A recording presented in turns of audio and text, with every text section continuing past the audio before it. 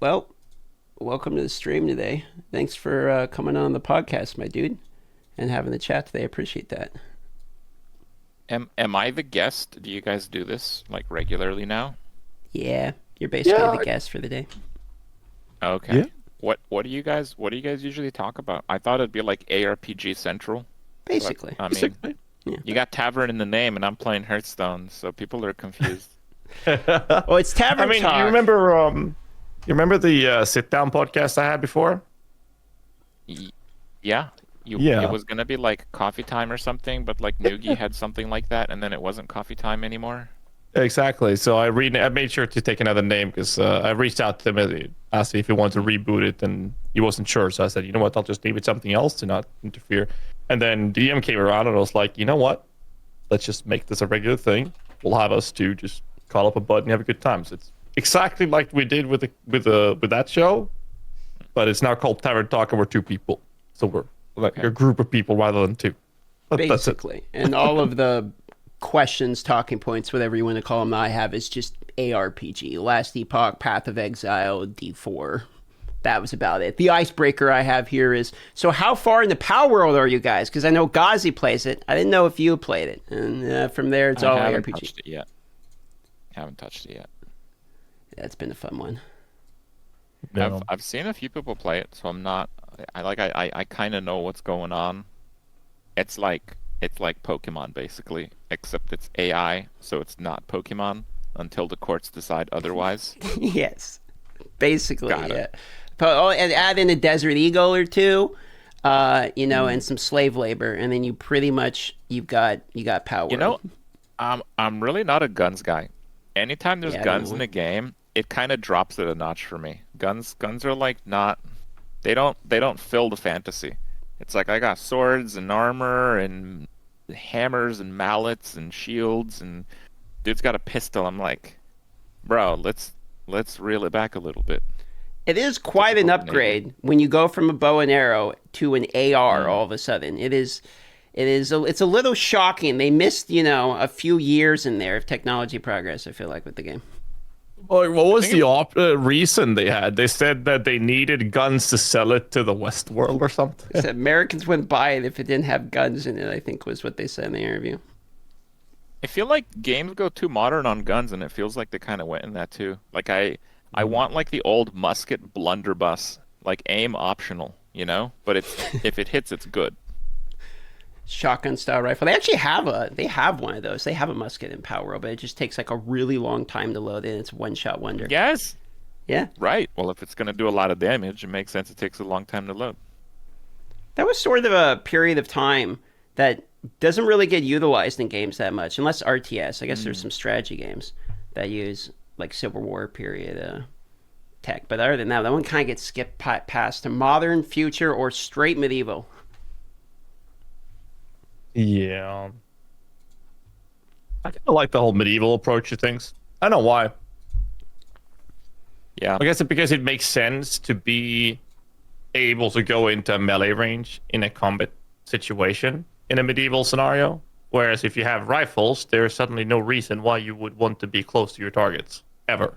Does that make sense? I don't think it's so much that. I think guns compete with magic, and magic is just way cooler. True. That's a good point. True. And there's also a power creep problem with modern stuff. It's like, okay, so modern you have ARs, but you also have like tanks. How are you supposed to regulate the difference in power between these? Where one player can have a tank and then you just have like a rifle, from the same age. I guess you could kind of do the same thing with magic and all that, but it feels like it would be harder to make feel Wait, balanced. what would be magic in like the 16th century versus magic in today's date? Like, Like religions and stuff. what is modern magic versus medieval magic? Feels like kind of the same to me. I feel like magic's sort of the magic across the board. Magic's kind of sitting in it's not really in like the diagram of the two circles, the Venn diagram. It's sort of in its own little bubble of magic's just kind of OP regardless. Is magic like Arthurian sourced or something, or is it from somewhere else? I don't know where it originally strives from. Who's the first person to come up with the concept of magic? Is there actually I don't know. Does it come from Merlin? It's not like that's like the OG, is it? Now I'm curious. How far back does that come? I mean, it has to be like heathen stuffs, right? Oh yeah, Probably. like toads type of stuff. Yeah. Or maybe Magical. probably even further back than that. I mean, Well, this one says the Western concept of magic is rooted from the ancient Judeo-Christian and Greco-Roman heritage. So they're saying the 1500s is what Google's answer to this is, but that's from Britannica. that doesn't make sense. It has to be like, yeah, prehistoric. Maybe they're thinking walking on water is pretty magical. Couldn't tell you. So Last Epoch, the change of subject here to get off the magic one. Are you going to play Last Epoch, Kripp? Yeah, I'll try it, but it's like the first game in a long time that I'm gonna do zero research. Apparently, the gems themselves have the skill tree on them, Yeah. so that sounds perfect for run it as you go. Because then I'm gonna get like a gem that's cool, and then it's all in front of me, right? It's right there. So then I just pick the ones I like. Yeah. It's super easy to understand. I just started playing yesterday, so it's kind of the same thing. Like, I'm not really familiar with it at all. I just kind of started messing around with it. And the skill tree is probably the easiest to understand out of almost any ARPG I've played. It's just really basic. You can pick which way you want to go. Doesn't take a lot of knowledge. So I think a lot of people are going to like it because it's, you know, I like Path of Exile for the complexity, but you're not really required to like have a headache just by sitting there trying to figure it out. I don't get headaches from Path of Exile. I don't know what you're talking about. I mean, you're one of the very few OGs still around these days when it comes to Path of Exile. And I guess I mean I play more in moderation than most of the people that cover it, so maybe Yeah. that helps.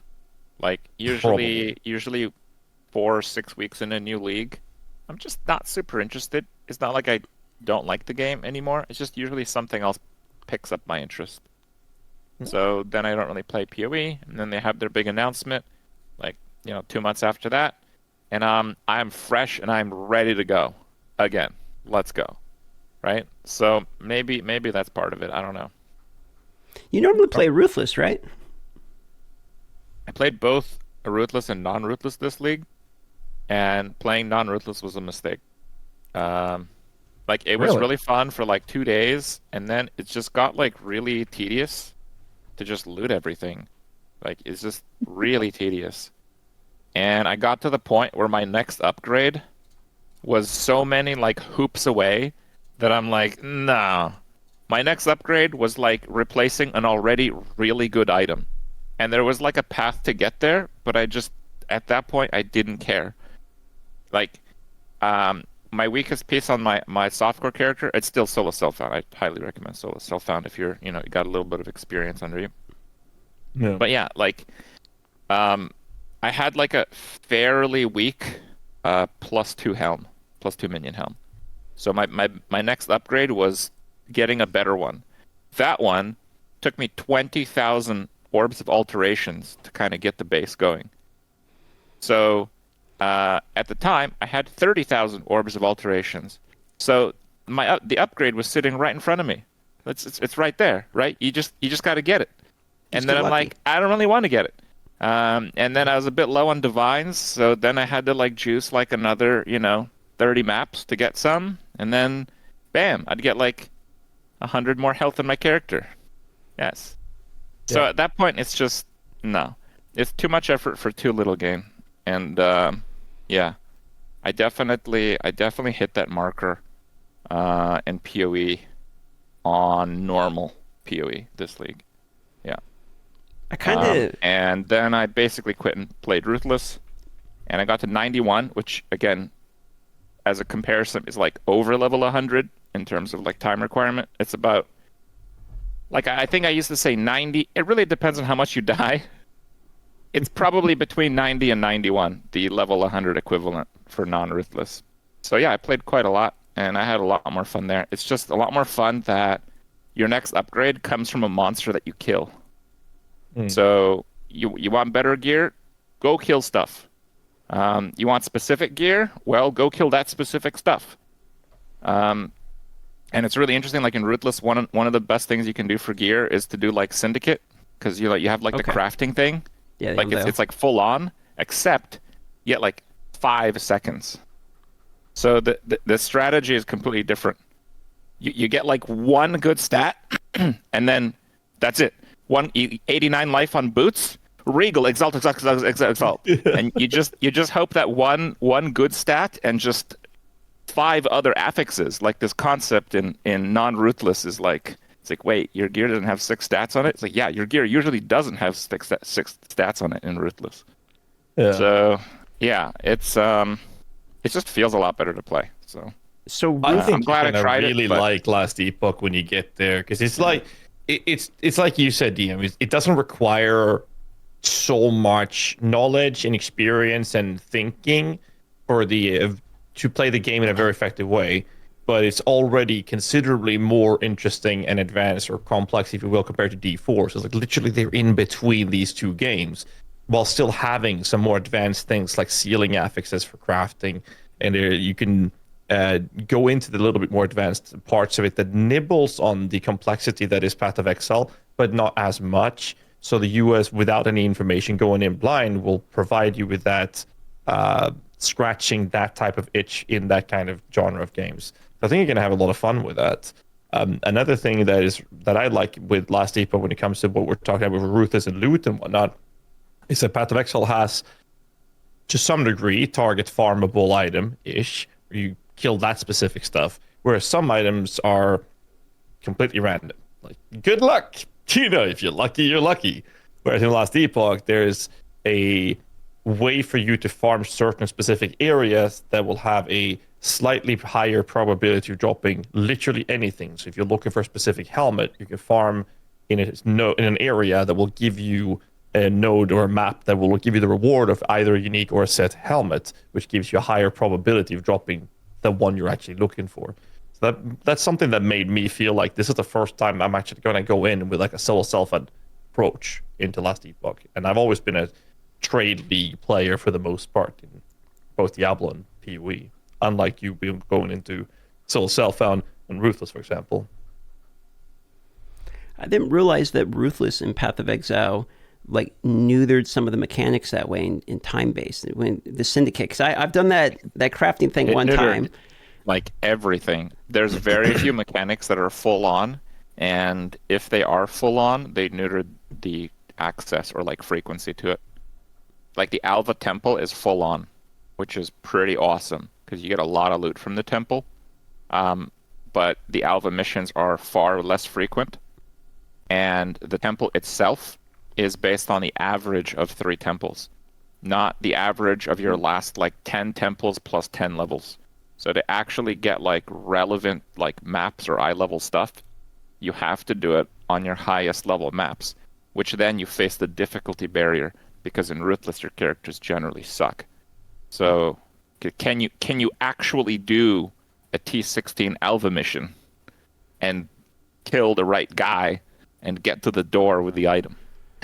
That's gotta make the campaign way more fun then, right? Because you're it's a little bit more of a struggle. Insane. Yeah. In Ruthless, if you die to a boss, it heals 40%, and in some cases it refreshes its phases. Oh, so they have like because I only went to Act 9 in Ruthless. I did the hardcore solo self-found. I only made it to Act 9 and I died and I didn't run it back. So I didn't realize that it actually heals the boss. So there's like all kinds of additional little mechanics in Ruthless that just aren't in the other versions of the game at all. Right. And that's a pretty big one. To give you some idea, there's going to be some bosses that are just, you're not going to kill them. Like one big one is Innocence. It's actually surprisingly hard to have maximum resist on Innocence, and the amount of like damage he does is like actually insane. So if you play normal, it's like, hey, just craft fire resist, like 2 pieces of gear. No crafting table in Ruthless. You literally have to be mindful that around level 45, you're going to need like 100 fire resist somehow on your character. And then if you die, you have to do at least one more of those phases where he becomes invincible and spawns a crap ton of monsters. Yeah. And I can tell you, like, I've played some characters that I thought were pretty good characters, and I get to that fight, and it just can't beat it. Like, some of these pretty much trivial campaign bosses are actually insane if you start dying to them. And Innocence is one of them, and another one is I forget what it's called, the fire and ice boss, Act 9, I think it is. Oh yeah, the Lunaris Solaris. Yeah. Yeah. Because you need both capped fire and cold resist, and a lot of those attacks that almost one-shot you in the normal game, they definitely one-shot you in Ruthless. Like the fire spear throw. Yeah, like I learned how to never get hit by that. And that's something I never actually had to do before. Because it's like, oh, I just lost 80% of my health. Oh, well. I still got the 20, potion up, kill the boss. Boss dies like 10 times faster. No big deal. So yeah, and Ruthless also has this thing where, like, once you get to the mid-90s, it's basically like transitioning from softcore to hardcore. Because if you're like level 94 and you die once every week, you might just like never level anymore. Because 10% of experience is an insane amount. It is, yeah. So what do you recommend if I was going to play Ruthless? What is the hardcore solo self-found Ruthless? Is that the one you would say play that one for the most enjoyability? I don't like playing hardcore anymore. Okay. Like Ruthless, I think softcore is really good because once you get to higher level, you kind of are playing hardcore. Like you really cannot be dying in the 90s in Ruthless. So, yeah.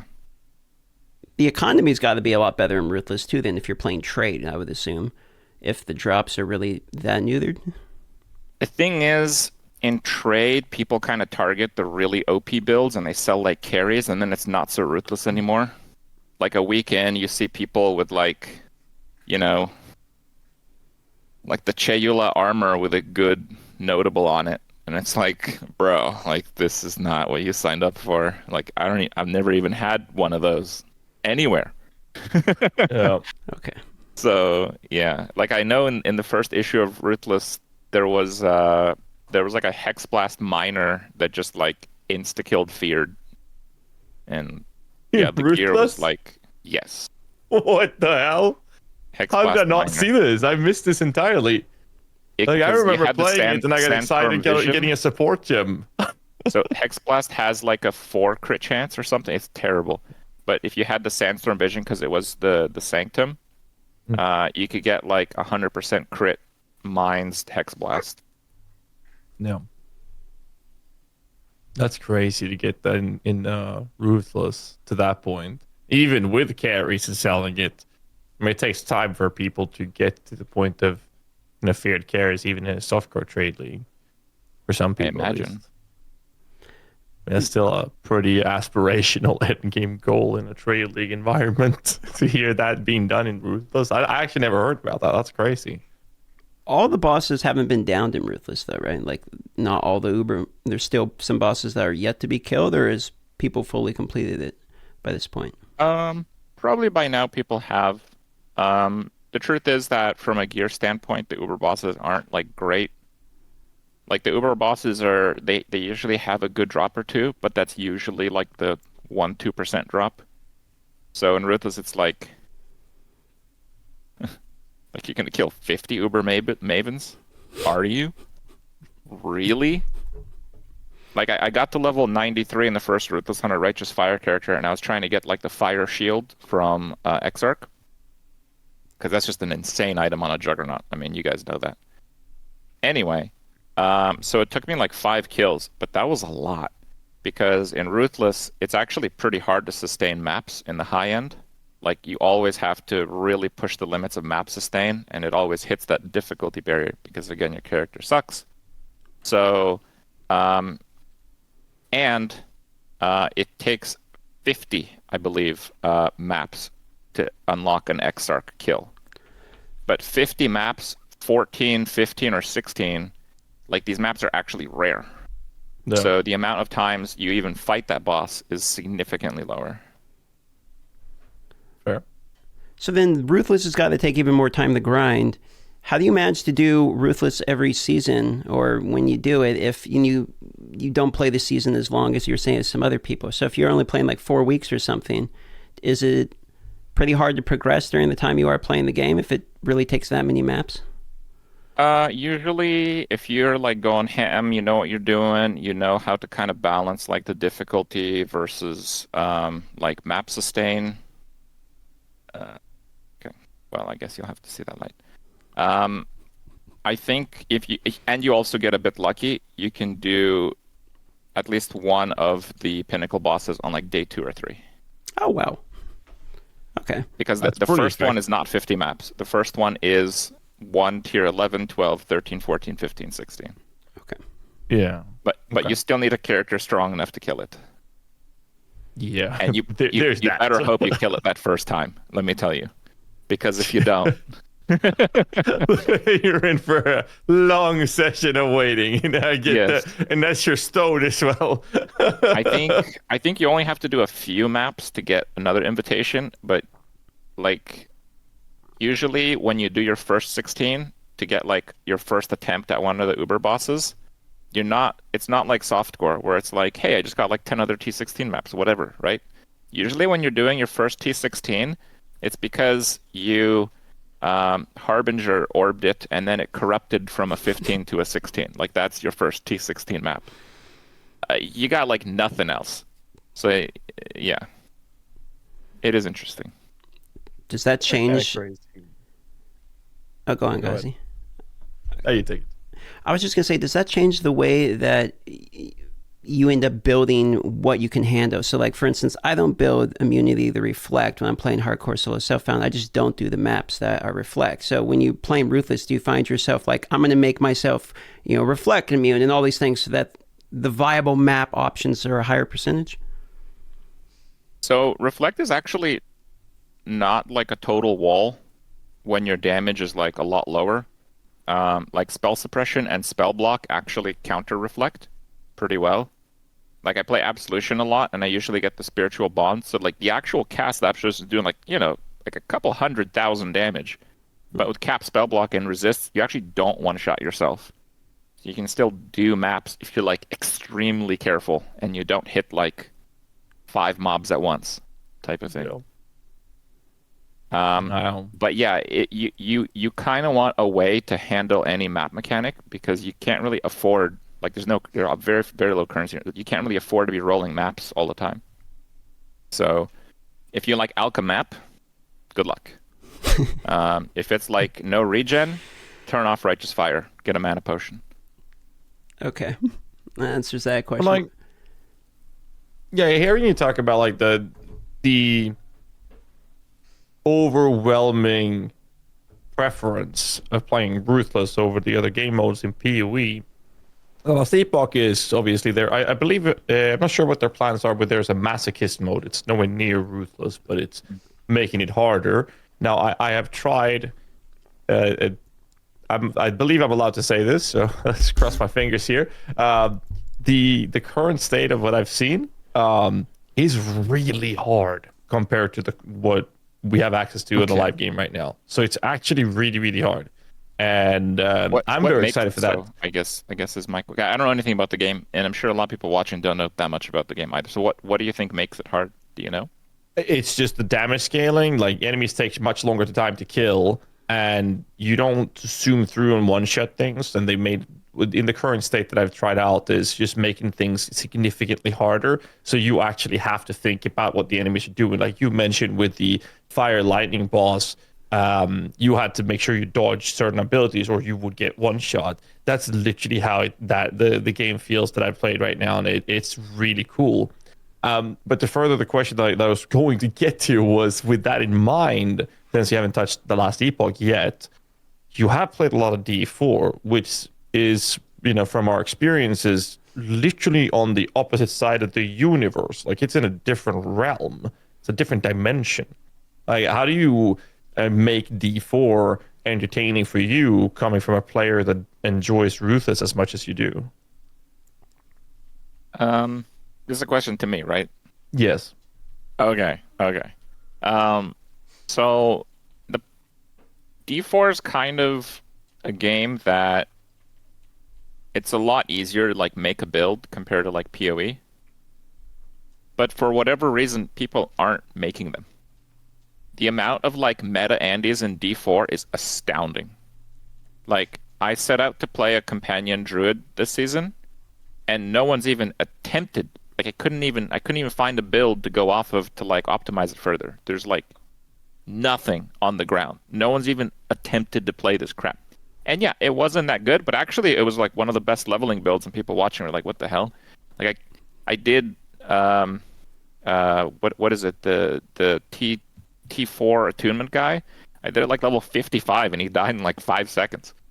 Companions. It's like there's no actual skills being used as a druid. It's like the crappiest leveling class in the game, right? So you learn a lot about these things, and like for me, kind of the discovery of the class and what I can do with them does kind of push things a little bit. Like if all the builds are figured out, I probably would be really bored of D4 right now. But I've been trying to make some kind of companion druid work, and again, I'm really on my own on that one. Before that, I tried to make like a new type of like Sork that doesn't use Lucky Hit at all, and it's just basic attack scaling with like some of the new mechanics. And before that, I tried to make Minions Necro work, and it's actually a really good build. And again, to give you some idea, there's so many like build websites out there, but especially the ones that are not user-based, their Minion Necro builds are like from pre-season, and they just like put it in like F tier. Just just whatever. It's bad probably. Don't play it. Right? But then this season, I got to World Tier 3 faster than like Rob's group. Right? It's like Minions, Necro, and like no one is playing it. Yep. And yeah, they're solid. Yeah. And it's unfortunate because I actually think it would be almost a meta build if not for the corpse spawning bug, which kind of blows my mind. Like we've had like hotfix number 8 today in this season, and we haven't fixed the main source of corpse generation for Necros. Like the Reapers don't summon corpses. That's a bug. So I can't use Bone Mages because I don't get corpses on single target. They just kill themselves, and I can't heal them because there's no corpses. Yep. So yeah, Minion Necros, like it has a few challenges, but it'd have a lot less if they just fixed. Like to me, that's akin to like Barbarians not gaining Fury. It's like Sorks not getting Barrier. Like Necros don't get corpses. Are you serious? Yep. Right? I mean, we don't really use a lot of Essence, normally at least, for the bulk of the play style on a Minion Necro play. Our resources is the corpses. Without them, that's literally like you mentioned, like a mage without, no Sork without mana. That's basically how it feels. And it's just, all right. So I guess it is F tier after all. So they were right, you know. Well, I mean, I'm doing like Nightmare Dungeon 100 pretty well, and I've done like a few iterations of the builds, and there's a lot of interesting stuff. Like Diablo 4's got a lot of quirky mechanics, but it's also kind of fun to go through them a little bit. Like we had the Golem change this season where all the Golems do like AoE attacks. So like Blood Golem, automatically the best Golem. I mean, that's what everyone thought. That's what I thought, is the Blood Golem. But then I realized that the Blood Golem, even though it's really good when you press the Golem button, it's otherwise really bad because just CC the whole time. And I also realized that even though it does 50% more damage with its auto attack than the Bone Golem has like a double attack. So the Bone Golem actually attacks like 50% faster. So they actually do like the same auto attack damage. But the Bone Golem button makes him crowd control immune for the whole 6 seconds he has Taunt and Thorns. So it took me like several days to really figure this out. But like actually the Bone Golem's way better still if you're playing full minions. And then that changes things. I don't even use Corpse Tendril on the Summoner, so now I'm getting like insane Lucky Hit procs because most of the Lucky Hit procs come from Thorns, and now I'm not crowd controlling the mobs anymore. Just letting them hit my Golem. So now we got like this, crazy cooldown recovery thing. So I don't know, like all that is kind of a discovery, and it's kind of fit this weird role that I never really expected where like the game is pretty fun for me because there's so many unexplored parts of it. No. As your take, DM, on minion builds like Druid or Necro, like have you delved into that at all when it comes to D4? Not as far as like theory crafting builds. When I started playing, the first thing I did was make a druid, and what I wanted to do was make a companion druid. And at the start of the game, I tried it. What I liked originally was the fact that the companion druid wolves themselves seemed extremely tanky, and that the charge from the wolves actually seemed like they did like a nuke. So that I liked that. But then as I got through it, I just liked the pulverized bear better. I like the smash. So I just kind of always been an earth bear. What I really wanted to make work when it comes to the minion necromancer part of that question was Thorn's minion necromancer. I never figured out the build to make it work quite well, but I thought the concept was super cool. Let me send in my dudes, they're attacking my front line, they get proc back. I always wanted thorns to be a thing just because I think thorns are cool. I don't know if they're necessarily going to be, one-shotting Lilith like the Hodabar, but like I did think that the concept of a thorns necromancer minion was something that I tried basically every season, and I never really got it to the point, where I felt like I was able to do everything I wanted to do with the build, but that was what was fun for me, at least. Makes sense. You're in luck. It's not bad right now. Yeah. I couldn't really figure out the single target is the problem. Basically, Yeah. the bone golem has this thing where like it takes its armor and then it gets a percentage of that as thorns, like 60% or something, like during the button use. So what you can do is get a bunch of armor on your character with like Juggernaut and stuff, and then get every single minion armor and golem armor node on the Paragon tree, and the thorns can hit for like 2 million. Okay. But the problem is the bosses, some of them attack really slow, and your damage is really bad. And because you invested your entire Paragon tree in minion armor, your other abilities don't really do all that well. So unless it's the Blood Bishop, you're not exactly nuking these bosses, huh? Right. I mean, I kind of like these very defined archetypes. Like I was always a big fan of the early season, season 0, season 1 in D4 with the Ring of Men down. Like, I loved it. Like killing Uberlilith with that was like, Jesus, take the wheel and just pray the RNG would just roll in your favor. It was so messy, but I like the idea of it. And then I was never a fan of the golems till you and I had a pretty we've been having some conversations about minions for quite some time now, but it wasn't till you got me into the whole golem approach that I was like, maybe the golem should be used in this build. It's actually going to be really good, because it felt really bad in the early stages, and then the improvements that came in, I know, when you taste something and you don't like it, and you kind of never want to try it out again. Like sushi stuff for me, first time I ate it, horrific. My dad made it. It was terrible. 5 years later, ate it again. I love sushi these days. Is your dad like a professional Japanese sushi maker? He is not, no, but he was a chef at the time. Okay. Not much of a sushi guy myself. Sorry? Said not much of a sushi guy myself. I dated a girl who was the manager of one of the nicest sushi restaurants here, and that's all we ate was sushi, like quite a bit. And I kind of got burned out of it, But then again, I've been eating cheeseburgers for 20 years straight, so I'm surprised I should be burned out by that by now. Can't burn out on burgers though. Like burgers and pizza, they're like the type of food that you can eat for the rest of your life, right? What's actually pretty good. Kripp, do you have any dish that you have like, this is what I'm going to eat every time I get access to it for the rest of my life, considering your diets? I like bean chilies a lot. Yeah? I like spicy food. I like beans. I like the tomato heavy spiced combo. Like I like Indian food a lot. Oh yeah. Oh, my fiance made an Indian dish called dal. You tried it? Yeah, that's the lentils. Yeah. Yeah. Oh. Mm-hmm. I forced her to get me some chicken for it though, but it's good even without it. Lentils that's really nice. Like that dish can be pretty similar. You just have like lentils and like tomato sauce type of thing.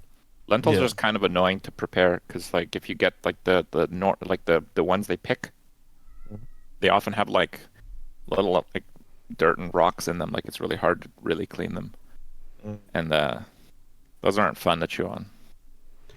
I like the barbecue cauliflower. I was a vegetarian for 3 years, and I ate a lot of that.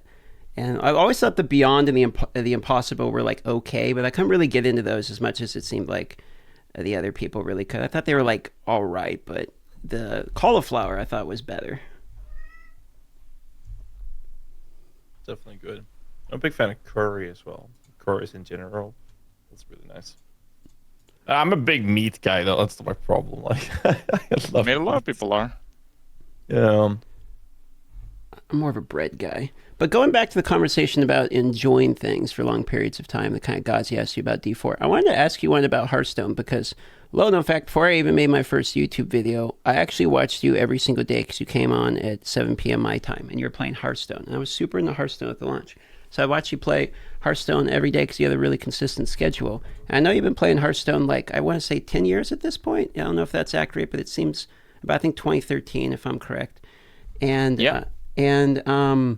What is it about Hearthstone in particular that's managed to keep your attention span? I know they have pretty frequent updates and, there's arena and battlegrounds and all the different game modes, but I'm sort of curious what it is that has been managed to keep your attention span for that long.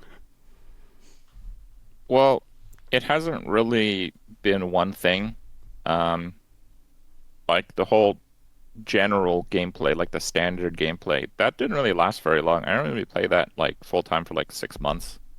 I kind of got a bit bored of it, but when they make some new cards, I kind of gravitated to Arena, and it's a lot more suitable to kind of get an understanding for the new cards that they made through playing like the normal game mode. So basically, I'd go like 85 Arena, 15 normal game mode on like the big launches and stuff, and I really like Arena. Like, I played Magic the Gathering, mostly Friday Night Magic, for most of my teens and maybe a little bit afterwards. And Hearthstone Arena has really got those vibes. It's like, here's some stuff, make the best of it. And Arena's matchmaking was really good because you'd always play someone with a similar record of yourself. So you'd start skewing, and if you really played a lot, you had a really good idea what they're likely to have. Like if you're at like 0 wins, 2 losses, that mage ain't gonna clear your board. He's at 0 wins and 2 losses because he can't clear boards. So you can like commit really heavy, and the level of mastery of Arena is really, really high. So I really like that about it. And again, in general, I like playing that type of game. When Battlegrounds came out, I just really, really liked Battlegrounds. Like auto battlers were pretty new. And this is a really good auto battler in my opinion. And I kind of got to the point where I just only really wanted to play Battlegrounds. So I did. That's about it. Battlegrounds, I think, started off... it started off well because it was like an actual different auto battler. Like, originally we had the Dota auto chess, and then we had like regular auto chess and underlords, and then we had TFT, and like those games are pretty similar. Okay, Yeah. like the difference between those games is like 10%. Battlegrounds is way different than all of those games, so it felt so much more fresh to me. And lately, and by lately I mean except for this patch that we're currently playing, which is actually pretty crap, they've had a pretty good update cycle for the game mode. Like, they've kept it pretty fresh. They've added some pretty good stuff. The games just don't feel too samey, so that's really big for me. Do you like the collecting aspect of it? Like trying to get the golden cards and make... Collecting? Yeah, I'm a collector. I like, I always collected like figurines back in the day. Like Mech Warrior had, like their little figurines, Pokemon cards. I have tons of cards, but I never really played the game aspect as much of them. In fact, Star Wars is coming out with their own sort of card game that I tested at TwitchCon, which actually was really good. I'm going to probably get into the Star Wars one. It's supposed to launch in March, from what my understanding is. But more so just because I like collecting the cards. So I was kind of curious if that's something you liked in Hearthstone as well, like getting golden decks, etc., or is it more just raw gameplay? I think Battlegrounds has no collecting about it, if I'm not mistaken. I mean, you can collect like hero skins and stuff, but yeah, I'm not really big on cosmetics.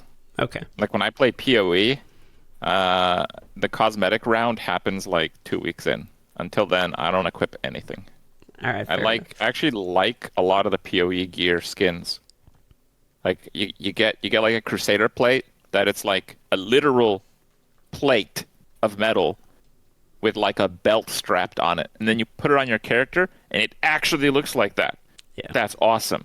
You know, I'm not so keen on turning that into like some like demonic thing with wings sprouting out whenever I pop a mana potion. Like that's cool, but it doesn't really hit me in the right spot. You probably But MTXs gives you better RNG. Hello? I mean, everybody knows that. Before you open an MTX box, you got to buy a Weta pet. Everybody knows this.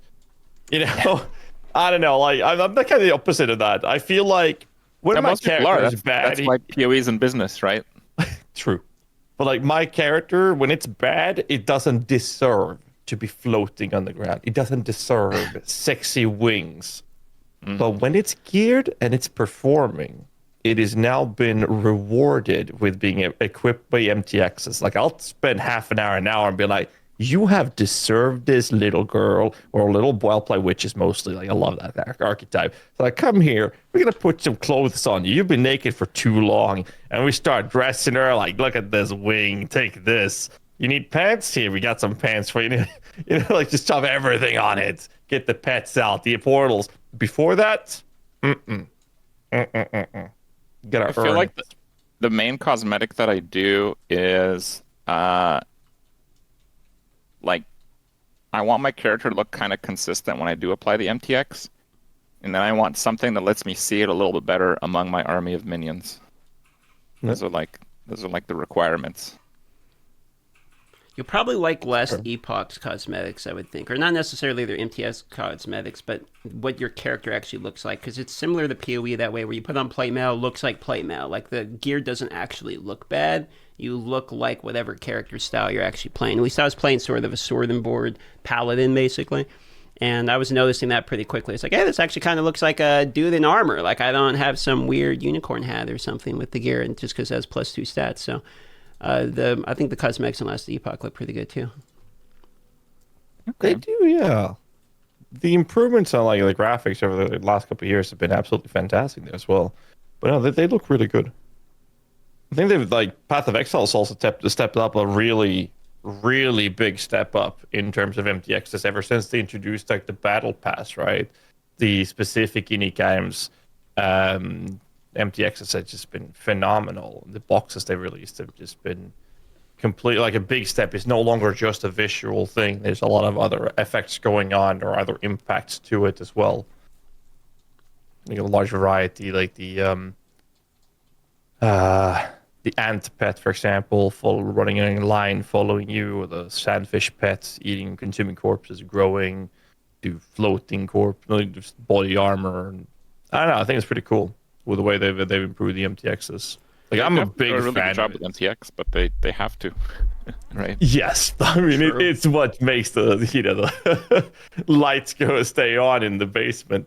No, I think it's really cool in general. I'm a big fan of it, like I mentioned before. Like I love playing the witch class mostly, so it's like when I have this character coming up and it's just wearing rags, like putting that MTXs on, it's no longer just a big plate armor and a strap on it. I mean, come on, Kripp, you can do better than that. You put on like a floaty Voidborn chest, and suddenly your character is floating.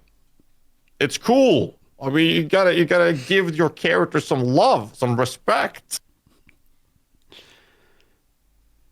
That's how I feel about it. Yeah, I don't know. I'm kind of mixed on the cosmetics. I feel like it depends upon the vibe of the character. I like my character to look like whatever the theme I'm going for is. So unless I'm building like some kind of, oh, this is a fire guy, so I want him the fire MTX. If he's just a sword and board guy, like I don't want him to look like something completely random. I want him to kind of look like a character that makes sense. He's got a sword and shield, etc. That's kind of why I like Last Epoch. But then again, I'm only like a day in the Last Epoch. But from all the gear I was equipping without the cosmetics on, I was like, these all kind of make sense. Like they look good. I don't feel like my character's dumb or mixed matched at all. Like the helmet look good, the shield looks good. Like I was kind of liking them so far. Hopefully the in-game stuff looks that way too. I kind of like I buy like the character fantasy of like the ascendancy classes in PoE. Like I know that when I play a gladiator, Like the helmet the gladiator wears is a Sam Knight helmet. So if you wear a Sam Knight helmet, your gladiator duelist looks like a gladiator. So I like that when it fits. No. I think out of the cosmetics, I've used the skin transfer a fair amount. Maybe not so much recently because there's been a lot of summoners, but yeah, otherwise. How about the real life art that comes with the supporter packs and like collector's edition? Like the reason I got the Diablo 4 collector's edition was I wanted the real life art to put on the wall. I know you got your LED panels behind you, so you don't put all that stuff behind you. But do you collect art at all for the games that you play? Do you like real life collectibles? Maybe not so much in game cosmetics, but how about the real life ones?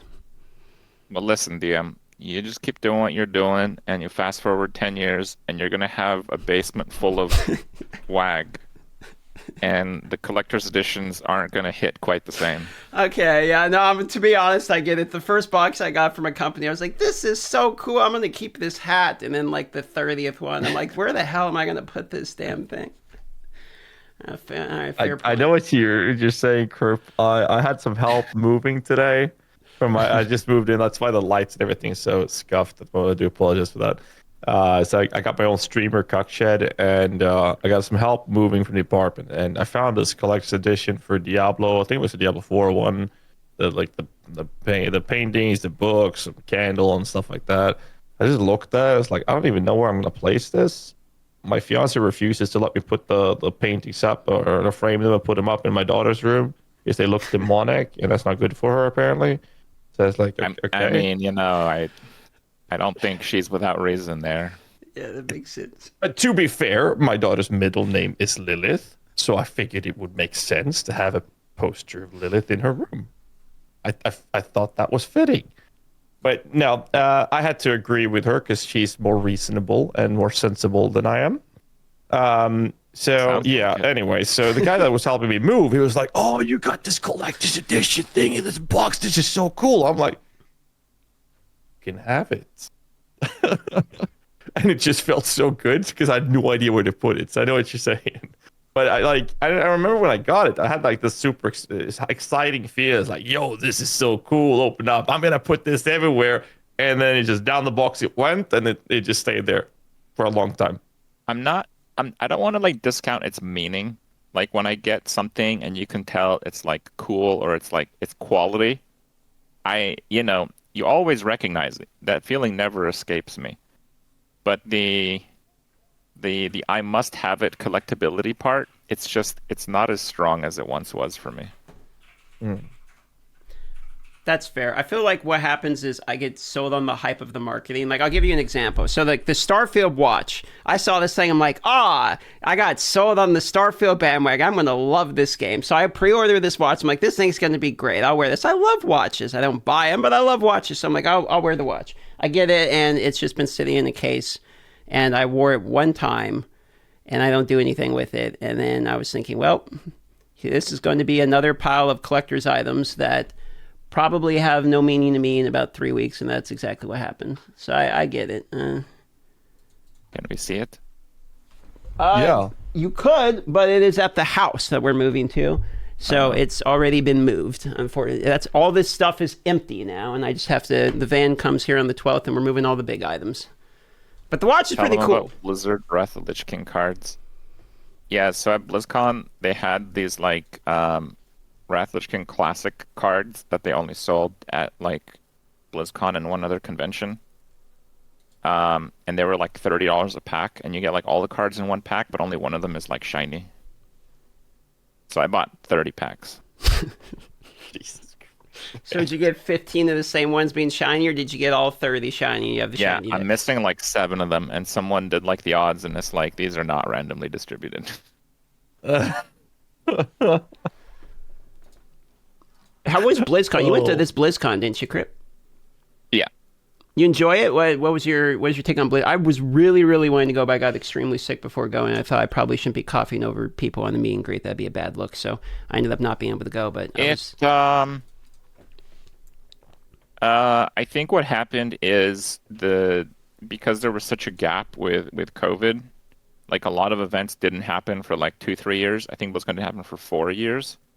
I think the staff turnover they had, um, they basically made mistakes they made before and then some. Ooh. Like organization wise, it was not very good.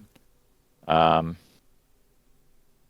like one of the biggest things that actually, and it's not just me because I know how hard it is to get a seat when these things happen. The two coolest things that happen at every BlizzCon I've ever been to, number one is the costume contest, and number two is the band. So that was like different this time.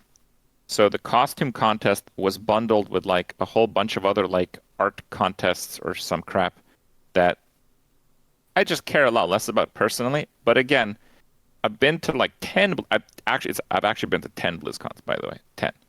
Do you go to like- all of them then, or have you taken any No, there's been like gap 12. years? I missed like 2. Okay, I got married on one of them, so not for nothing. true. All right. But like, I know it appeals to my taste, like the costume contest and the band. But again, for the band, you have to be sitting in that chair for like 6 hours to actually see the band. Like these things are really hyped up. The same for the costume contest, maybe not 6 hours, but a bit. So when they had the costume /whatever, the whole thing was bundled up and it was like super short. It was like 40 minutes for like everything instead of like an hour and a half just for the costume contest. So, and I don't know how it worked like behind the scenes, because usually they get evaluated by like, I think there's like a first round of making it like you can't show up in like a ghost costume and go up on stage type of thing. Even though that kind of happened a lot of the time with Rand Whisperwind is like a really popular one. Yeah. Apparently you guys know what I'm talking about. Okay, good. But yeah, so the costume contest was super short. I felt like kind of cheated out of a costume contest for BlizzCon.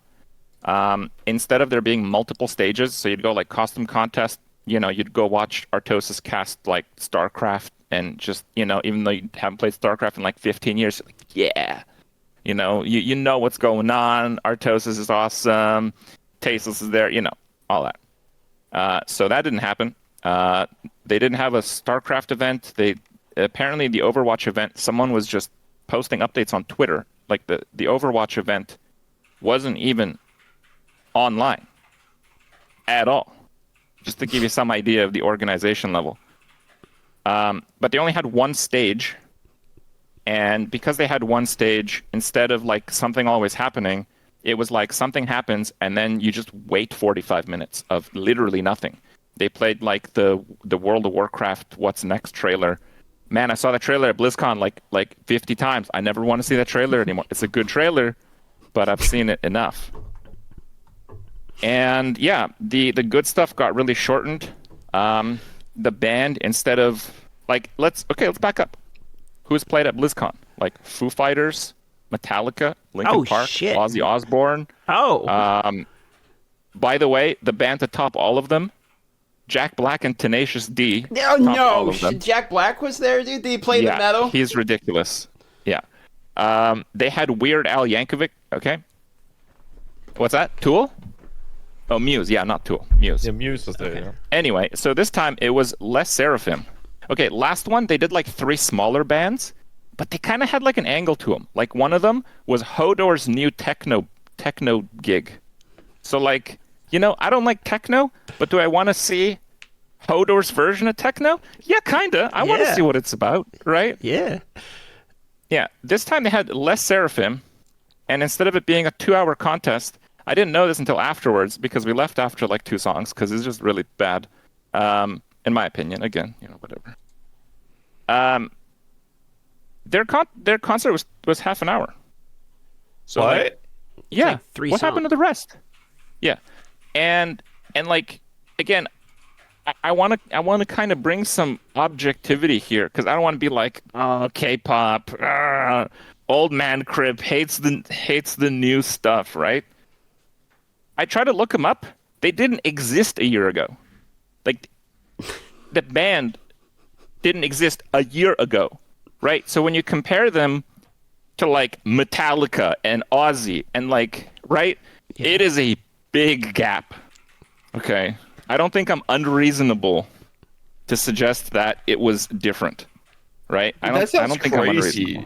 Like I'm a metalhead. I listen to most music, but rock and metal is closest to my heart. And I go to festivals when I can. I used to go all the time. I go to rock bands, to their shows and whatnot. You get a 2-hour show, unless you're going to Iron Maiden. Iron Maiden always do 4.5. You go Bruce Springsteen.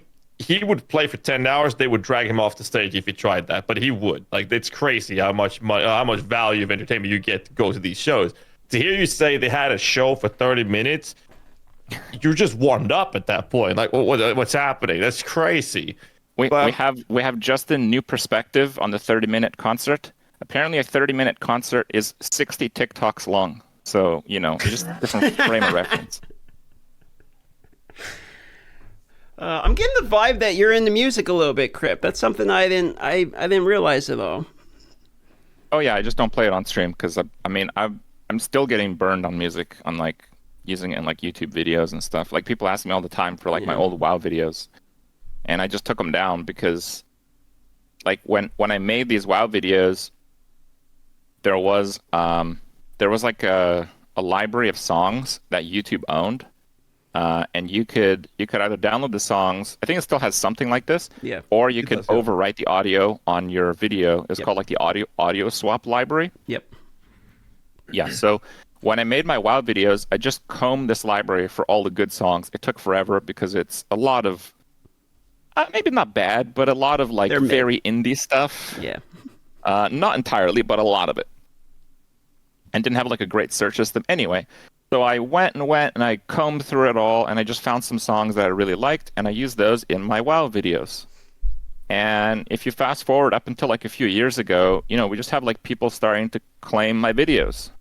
Yeah. And yeah, this is because what happened is it's been so many years that like YouTube doesn't actually have the rights to that music anymore, and shady, scummy companies deliberately acquired those rights so they could claim like massive amounts of videos on the platform. And while most of the time they're just like claiming like the ad revenue, they still have that power over you to shut your channel down. And for how shady these companies are, we have to take those videos down. Yeah, it's like, negotiating with scumbags type of thing. Mm-hmm. Maybe not today, but years from now. So yeah, I'd never play music on my stream. I think Twitch dodged like a massive bullet with the Amazon buyout, because before they were like a small company, and like, this small company had like streamers with thousands of viewers blasting Drake 24/7. So that was a lawsuit waiting to happen. So that's from the business side of it. How about it from the personal side of it? Do you play any instruments, or you go to concerts fairly regularly? We go to a number of concerts. Yeah, Rani and I like kind of the same music, and even if it's not something we're super into, we're kind of open to seeing a band like once. Like some bands are like really good live, and some not. True, actually. Saw Modest Mouse, and I like Modest Mouse, but then saw them live, and I was like, this is not one of the better concerts I had been to. So sometimes there's a gap between the music and the performance for sure. Yeah, I mean that's definitely the case. Like my older siblings, they work as bar managers at Sweden Rock Festival, so I used to go there every year, all the time. I went there a couple of years back to help one of my brothers in the bar, actually, because they had like a last minute dropout, and then we get to go backstage with them quite a lot. So I met quite a few people. I'm not sure if I told any of you guys, actually. Like the stream logo I have there, my little butterfly, that's made by one of Marco, the vocalist in Nightwish. His tattoo artist made the stream logo for my stream, whom I met at Sweden Rock Festival 12 years ago, or something, 10 years ago. So it's pretty cool. But like seeing bands live is just so, it's just a different vibe, but it just separates everything. Music. Everyone's taking it for granted. Oh, just start up Spotify or YouTube or whatever, and they, just blast on music and that's it. But just seeing it live is just such a big difference. But it's very sad when you encounter situations where the show is bad. Like you talked about a 30-minute show. It's not a show. It's 60 TikToks, like you said. I mean, Yeah. But I always just felt like the whenever like a big music label would go after Twitch, they'd go after everyone. Really surprised that actually never really happened or hasn't happened yet, I guess.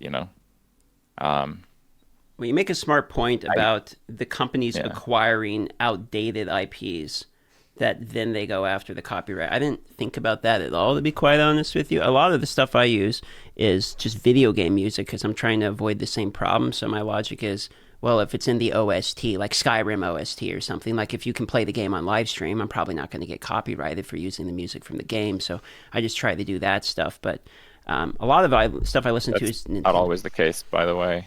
Unfortunately, you're correct. One of the big examples is like Civ 6. Like they actually had disputes with the intro music, like the theme for the game. Like you boot up the game on stream, your VOD's muted. I learned that booting it up. with Hotline Miami. I thought the Hotline Miami soundtrack was a banger, but I started listening to that, and my editor was like, "Hey, you got to stop listening to Hotline Miami because some of the highlight reels he was doing from the Twitch VODs were all getting struck basically because of the Hotline Miami OST." And I didn't realize, well, that's actually Hotline Miami bought the rights for some other song from some band to put into their game, which doesn't mean I have the rights to play it in my video. So still kind of learning that side of it. Yeah, Typically my with reaction with that composed was music- sorry, Sorry, go go ahead. ahead. I was just gonna say that my experience with that was Cyberpunk, and then they had like this streamer mode thing that would make sure you didn't Yeah. play that. That's what happened for me. Sorry, what were you saying? A lot of games have like composed music. Like they pay to compose the music. And in some cases, like with Blizzard, again, this is like 12 years ago, but they had something that was like an open letter. It's like you can use our stuff to make content. And I think they did that because Nintendo went the other way at that time. Yeah, basically they wanted people to make content for Blizzard games. So you're generally in the clear with that because it would be such like PR suicide for them to claw that back, basically. So a lot of that old composed music from the video game developers themselves, you're pretty good to use it. Yeah, that's true. On that topic, try to go back to like talking about games more so than just music itself. But on that topic, knowing from what we've seen, that a lot of people are very upset with Diablo 4 specifically, like with how it came out. It's very expensive, and you're paying for a very poor product, not fixing fundamental things like in the current state of the game. The corpses for Necro is a prime example of the current state of the patches, right? So with that in mind, do you think that if they were presented with the choice of doing this open letter or making the decision what to do with their content now to allow content creators to make content out of their game, or if they would take the Nintendo route, do you think they would choose differently in the current state that we're in right now with Blizzard?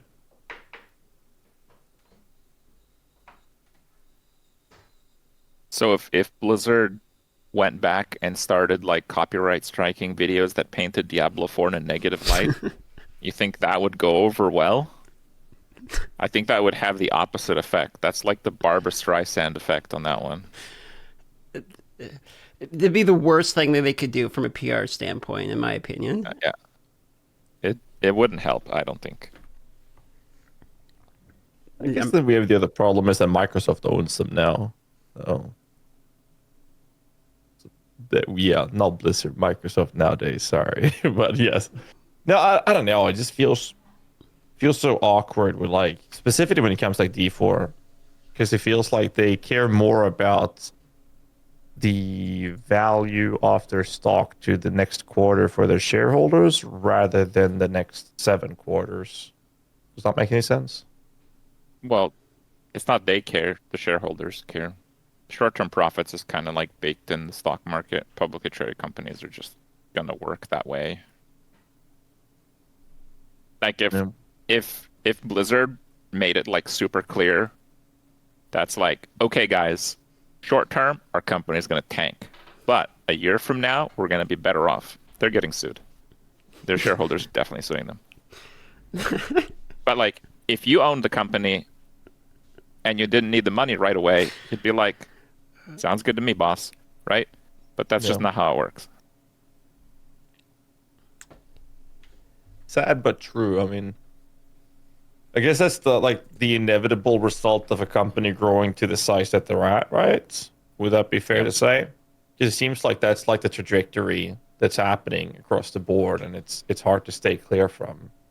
And it's just, I don't know, communication on bigger companies when it comes to fixing things, it just slows down as it becomes more and more corporate. And I think it comes from, maybe I have a bad take. I'd be open to that. But for me, it seems like it comes from a lack of identity. The larger you get and the more people you have, fundamentally, there's going to be a smaller percentage of the original people that had the core identity and concepts of the games they're creating within the company.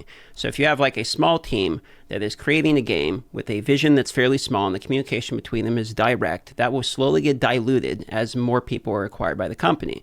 Now, you could say that, well, more people means you can do more work, but I also feel eventually there's a point where you hit red tape.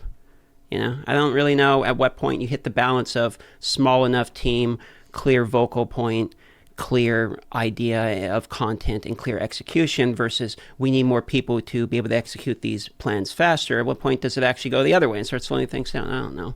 But that's what it kind of seems like to me in terms of at least the issues we're running into. At least maybe part of it. I kind of feel that Diablo 4 is like a constant like crisis map. It's always like, okay, so we got I agree with 50 that statement. things that are really wrong, and by next week we can only fix 5. And 2 weeks after that, we got to hit up the game with some new content. And I think there's just like a lot of cracks for stuff to slip through in between. Yeah. I don't know. I felt like when Diablo 4 on the launch, you guys remember how Reddit was on fire? Like with the feedback, they were like, you know what, minions are overpowered, and they were like, yo, we're gonna nerf minions. Everyone's like, oh, they were overpowered. It's a good nerf. And to me, I was like, wait, hold up a minute now. Hold up. This seems a bit excessive, boys. Hello? I mean, have you played the game? Please don't do this. And then they shoved it in, and it was just disaster. And Reddit was on fire, people screaming for buffs, and the company buffed them back a little bit. Suddenly, they were being praised because they were listening to the community. But the way I saw it was like they just randomly shoved a number out of, whatever pocket they could find. And then, this is surely fine. It wasn't. And then they just fixed it when the playtesters, the actual players, got to play it and said, this is terrible. And then they get praised for being heard by the community feeling heard. And I was like, the problem wasn't the minions getting nerfed or the entire event that transpired specifically to that topic. The problem was that they showed the world that this is how they're going to continue balancing the game. They're not going to play test it properly or have it, fine-tuned to the point where a change is have the purpose of trying to be as accurately achieving whatever goal they have with such changes, buffs or nerfs. It's just a random number. We're going to make some changes. Random changes occurring. Let's see what comes out of this mess, And that's basically how I felt every patch has basically been handled ever since, which was just a clear display of this, going from a beta of level 20 and 25 and then 20, moving forward into where we are today. Do you guys agree with that statement, or like you guys have a different take? I do agree with that, but I feel like in the specific case that you're talking about, they still had the benefit of the doubt. Yes, they did. Yes. Yeah. Goodwill. And now we see it in the light that you're describing. But at the time, it was like maybe that's what they needed, right? Like hell, in Diablo 2, when you increase the difficulty, your minions just get stronger because they're like mobs. Right? Like we had just no idea how it worked. I got a question for you, Kripp. You've been a content creator way longer than I have, and I'm kind of asked for some advice here. When it comes to these types of games, let's see, we're talking about Diablo 4 in terms of the controversy and the ups and downs. What would your suggestion be to somebody like newer into the kind of the same genre when it comes to how much you actually get involved in this and planning around? Because my issue, I'll tell you where I'm running into and why I'm asking for your opinion on this one, is I'm running into a spot where it's like Diablo 4 obviously has issues. And I don't know how much I necessarily want to be like preaching upon the issues every day in my content. I could go out and I could make builds every day, but it's not really what I enjoy necessarily doing. So it's how much do you yourself involve yourself in the day-to-day processes of a game when it has fundamental issues like this? Would you suggest you move on to other games? How do you handle issues like what we're seeing with Diablo 4 when, I mean, Diablo is one of your major games you grew up with, right? I mean, I don't think there's like a catch-all answer here, though. Sure. Like, I get where you're coming from, but I mean, maybe I can answer this with a little bit of a story in a way. Yeah, I'd love it. Like when I was playing Diablo 3 when it came out, surprisingly, a lot of things are pretty similar in regards to the balancing, the overall scope, and what you were supposed to do once you maxed out a character. Nothing being the answer. So, what did I do with Diablo 3? Well, I played it as long as it was fun. I found ways to play it that I found fun. Like, we beat the game pretty early on softcore, and we did that to see if it's even playable on hardcore. So then we tried to play it on hardcore, and that was a real challenge, and we took it on, and it was actually pretty fun because it was a real challenge. And then their first main patch, they just made monsters have half the health and half the damage.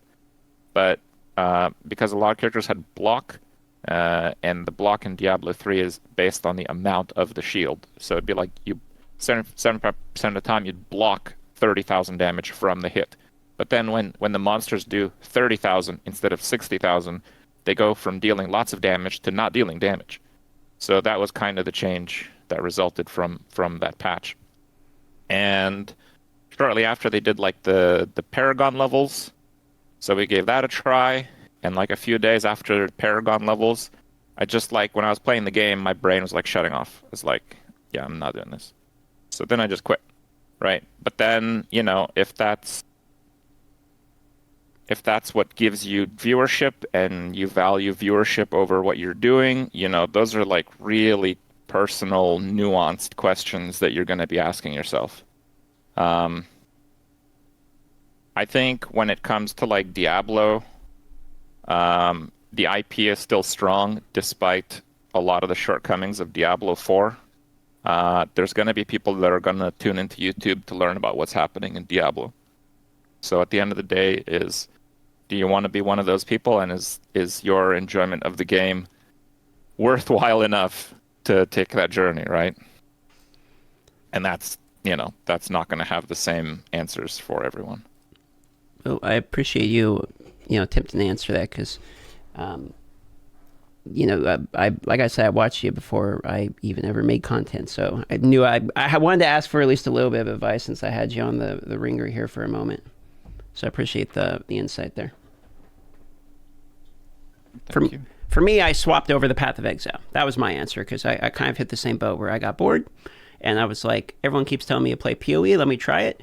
And at first, I was getting enjoyability out of kind of being blind going into it and like purposely trying not to learn the guides because I knew I couldn't get an authentic experience because I'm live and there's 1,000 people in the chat telling you stuff. I knew I couldn't have 100% authentic, but I wanted to try to get as close to it as I could. And I'm really glad I did that because it gave me at least a little look into what it might be to start the game originally. And then as I continued to play, I started to see the depth that was behind it. And then I really started to have fun just this last month because I started doing hardcore solo self-found. And for me, it was like the game was totally different at that point. Like the things that I had to learn in order to progress. Not that I made myself learn to know what I was talking about, but I had to learn if I even wanted to keep my character, like spell suppression being an example, right? That type of stuff made the game infinitely more enjoyable for me personally. It might actually be worse for my content, I feel like, but I almost didn't care because it was way more enjoyable just to play as a game. And I find myself leaning towards that more than anything. So to go back to your point about Last Epoch is going to be the first game that you haven't in a while looked into before playing, I'm kind of curious if you're excited by that same premise of you're going into it almost purposefully not knowing something in order to get an authentic experience. I mean, there's always an unknown element to playing games, even ones you think you know pretty well. So it's True. not like totally new territory. But yeah, I mean, I'm eager to try it. I actually bought Last Epoch like a year and a half ago, and I never played it. Because I was just like, I'm gonna play this game at some point, and then that point, I guess it'll come later this month. No, no, for sure. I like. It's funny to listen to this. 'Cause, like, I started streaming because of my guides.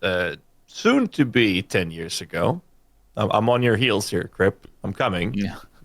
Sadly, I'm not going to be able to catch up, but you know how it is. But soon to be 10 years, I make guides, which demands knowledge. Like, I can't make guides unless I know what I'm talking about. So I always went in with that. And I remember you and me, DM, we played very fun duo. And then we had a trio with Pox, actually. Playing where we went back to this whole roots of just doing something that's way out of my comfort zone, and like the way you change the way the game plays just feels so fantastic, which also reads back to what you were talking about, Kripp, where suddenly playing Ruthless elevated the enjoyment you're getting out of the game, because suddenly the purpose of what you're getting, the excitement of the drops that you're getting is worth so much more, and that gives you that enjoyment factor, right? So that's pretty fun to do in those cases. And like for me personally, when it comes to like playing the games for enjoyment, it's always been like ARPGs. I focus on my guides, and then if I'm only looking to do something for fun, I just step out of my comfort zone, do something I have no guide for, whatever I do, and that's like basically how I get my entertainment out of it. But I enjoy doing guides. It's fun. Yeah. It's just enjoyable, I mean, we talk quite a lot, especially when it comes to like Diablo and PoE with minion stuffs multiple times over. We have very different approaches on going into games. It's very fun to have someone to talk to with these things, getting different perspectives. Just like, especially something as complex as PoE, it's like, well, we could do this and then you could do that, and cook up the batch and you have a really nice cookie at the end of the session. It was fun. Well, I will say to you, DM. So I'm not like king of variety or something. I probably have played fewer games than most people that stream on Twitch, honestly, in terms of the number of them, because I like to play games for like a long period of time, but they have to be ones that can be played for a long period of time. They have to kind of hold my interest. And I think overall, PoE is like the best game I've ever played. I think it is like the only game that I would say is 10 out of 10. Obviously, they update the game pretty heavily, so some updates are not the best, but wholly speaking, I think it is the best game I've ever played. With that said, I don't think I'd want to play PoE like full time. Like when a new league comes out, I play a lot of PoE, so you might not get to this point anytime soon or ever. But yeah, 4, 6, 7 weeks into a league, just something else grabs my interest more. Right?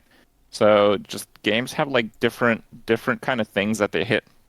Whereas for Battlegrounds, like even Arena, when I was playing Arena, like some of the good Arena patches, like I feel I could play forever. I feel I could play Wrath of the Lich King, World of Warcraft forever. But then Cataclysm came out, and I don't want to play at all. Right? So things can change. No, for sure. I think I started playing. Sorry? No, go on, guys. Yeah, I'll go after. I started doing a little off-stream project with my community where I booted up a game called Tibia. It is an MMORPG game with no ending that came out in 1997, about 6 months or something before RuneScape, the OG RuneScape, came out. It was very big in Europe and Southern America, and RuneScape was bigger in the Northern America regions.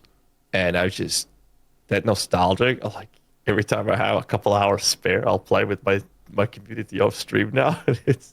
It's something as bad of a game like that, because it's like it's made in paint. It's so much fun. but I stopped for a reason, 15 years ago. So yeah, like you said, I mean, things changed, right? We do grow older, sadly. It does happen. What are you saying, DM? Oh, I was just going to kind of continue the conversation about following enjoyability and say that, like, for me, I think my ideal scenario for that is pretty much go with each season because it doesn't matter. I still actually enjoy, like, D4 on season launch. I think I'm going to enjoy all of the season launches. It's the same thing with PoE. I'm going to enjoy all the season launches, and I'm really hoping that last Epoch on launch is going to be the same thing where I have a third season to go through. So then I can just hit the PoE launch, hit the last Epoch launch, hit the D4 launch. It will be fun. It's good for viewership because all the people are there at the same time as well. And then in between, you can slot in the variety games you want. Speaking to your point of Tibia, there's a game called Raven Dawn that is very similar to Tibia. That has been coming out somewhere recently, and I started playing that one a little bit. It was pretty fun. I see Pox have been playing a lot of that one too. Really Ode style MMO, but hella grindy. I guess no one's max level, and I guess people don't even know what the max level is. I don't know if that's correct, but it seems like Soft cap is 75. For the soft cap, and then you can push beyond. That like BDO had that as well, where a soft cap, and then you basically get no experience at all, but you can if you dig your head down in the sand and just keep pushing, and I guess you could level up. I tried Raven Dawn, and it's very, very not like Tibia. I thought it was super much like exactly like Tibia, but it's not even close. It's just the grid movement and the graphics are very similar. True enough. I feel like Raven Dawn is more like a traditional approach to an MMO game with a very grindy approach, and a lot of the economy is like player driven. It's really cool, don't get me wrong. I actually found myself enjoying it quite a lot playing it. Tibia is just, there is no ending. I remember when the first person in the world hit 100 or level 200, level 300, and this was many, many years ago. And the rank 2 and rank 3 players of highest levels in the world, they are now a married couple, and they're level 2,500 or something. It's pretty cool. Yeah. Is there a reason to be that high level, though? I don't know. They're releasing new step content. in a room and all the skeletons present their loot to you? No. Like, they're consistently adding, because people are getting to these levels. They're adding content that is actually challenging for those type of players. So it is consistently getting up there. There's been so many changes happening. But it was like recent year, there was one player that went above this married couple in the highest levels in the world, which I believe is a Brazilian player, if I recall. I don't know. I just think it's so cool because, like, I started playing. I think I have a level 270 character or something out, but it's just never been that high. It's so cool. It's like, but Raven Dawn is very different in that sense. I think Raven Dawn is more like newer player experience friendly, I guess, to some degree, more streamlined. Like, you have a skill tree.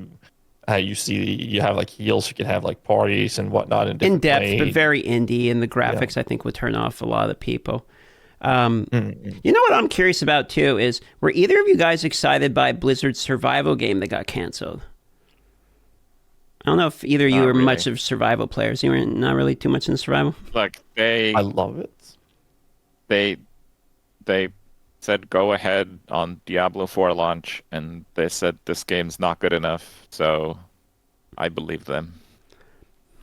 Okay, yeah, I guess that's one way to look at it. Yeah. When you put it that way. Yeah. I love survival games. That's why I try to shout it. I play Pal World, Conan Exiles. Remember that many years ago. I love survival games. I really do. I never heard about Blizzard survival games. I'm kind of with Kripp on this one. Oh man. All right, fair enough. I guess I was just kind of bummed out because I like survival games enough. But when you say it that way, it's like, hey, they were good with D4, but yeah. All right, well, maybe it's a good thing they did cancel it. Huh? That's fair. Speaking of games getting canceled or new games or old games, Microsoft taking over right now. I think we're kind of closing in on about 2 hours on the show as well. So I was thinking maybe we could check what you guys think thoughts are surrounding Microsoft taking over from Blizzard and the current state of Diablo and whatnot. Are you guys expecting to see any major changes when it comes to Diablo specifically, since we're sticking to ARPGs here? We start with UDM. Okay, well, I think the fact that first it was Blizzard, then it was Activision Blizzard, Now it's Microsoft-owned Activision Blizzard, and we have an Activision president. Makes me think that the games that made us fans of Blizzard are slowly getting farther and farther away from. That's what standard logic would deduce. Now, I'm not going to sit here and tell you that I know enough about running a company or enough about the insides of there to tell you if there's anything that's good is going to come out of it. All I know is the products that are coming out lately don't seem to make the people happy, and I don't see how going into bigger and bigger companies, based upon what I said earlier about I feel like there's so many people that communication's probably a primary factor. I don't necessarily see that changing. I understand the layoffs just happened, and maybe they cut some of the fat. Maybe, I guess you could make that argument. You could also make the argument it's a really bad thing. So I don't have enough of an internal insight to be able to say if it's going to be a good or bad thing. I would lean towards not good, just because more companies merging and becoming bigger and bigger and bigger and bigger seems to me to go farther away from the original company with the original people that made the original games that made the company great. But that's just how I see it. What about you, Kripp? I feel that the Diablo team bit off more than they could chew when it comes to like seasonality, especially with the way they set it up. So they have like one team working on one season and the other team working on the other season. That basically tells you that every season they're going to throw that season's content in the trash. So, like, I'm hoping that they kind of grab the reins on this one and get like a hold of it. But yeah, I think out of the gate, their plan was maybe a bit overly ambitious. I don't think it's like unsalvageable or something, but they definitely have like a long way to go with Diablo, in my opinion, anyway. That's fair. I feel like I've realized that as a Diablo franchise enjoyer for many, many years, I feel like the realization that the franchise is no longer catering to my type of player base was very disheartening. I think that's where I landed when it comes to Diablo specifically. It's just catering to a very different type of player base that I just don't belong to anymore. But I kind of agree with like the approach you guys had as well. The biggest problem with that entire situation that I have is that there were millions upon millions upon millions of dollars invested into marketing, which is something Blizzard and Activision have both been fantastic at, which is also very big reason why the games that they've released are as popular as they are, because the vast majority are playing them. MMO games, for example, specifically in general, online games just needs player bases to be good, even if they are worse than a competitor, because they have the player base, they are then considered the better choice. And I think that the money spent on marketing could have been, cut off a little bit, and a few more people could have been hired, and the product could have been significantly better, and suddenly the game could have potentially had a brighter future of catering to not just the casual 9-to-5 dads and moms, but also to the actual more gamers, if you will, non-casual. Is the Gauntlet going to do anything for you guys? Either of you feel like you care about the Gauntlet that's coming up here in Season 3? No, I don't give a shit about the Gauntlet that's coming up in Season 3. There it is. And I'm still playing Diablo. Like, it's not like I'm disenfranchised with the game even. How about the Uber crafting that just got added? Do you care about that at all? I think that's pretty cool. I don't think it serves me well, but there's probably like people out there that are farming Duriel and they've got most of the Uber uniques and they just want one of them, and they're probably following a road of insanity. So I'm happy that those guys don't have to do like that your pack forever. of cards, trying to get those 7 that you don't have. Right. But I don't know. I feel like what makes an ARPG really good is understanding that the entire genre is the very definition of insanity. You're doing the same thing over and over and over again, expecting a different result. What makes the ARPG game good is if the game is well designed to the point where it is distracting you from realizing that you are doing the same thing over and over and over again. Path of Exile is able to achieve this through many years of very, very high quality content for the most part, you can choose and pick and choose a lot of different things, allowing you to be distracted from this fact. Diablo just currently does not do that. It just feels like insanity. And it is. But it's not, the game's not distracting me from it. And that's my biggest issue when it comes to the gameplay loop. It's like, it's just coming back to, I'm bored of doing this. I feel like I disagree a little bit. Like, I don't feel like I'm following the treadmill of like beating all the bosses or whatever. Like, I think for me, for PoE and Diablo, it's let's make like a plan. Let's make like a way to play the game that hasn't been done before, and let's see how good it is. Like, that's kind of how I go into this. And I don't care if like this build is like half as good as the best insanely bugged meta build. I just don't care. It doesn't have anything to do with my enjoyment in the game. And like, I feel like a lot of it is more nuanced. It's just like Diablo's not really set up to hit that nuance. Like one major issue I feel like with their seasonal content is they just haven't really set up the game to where you can apply nuance.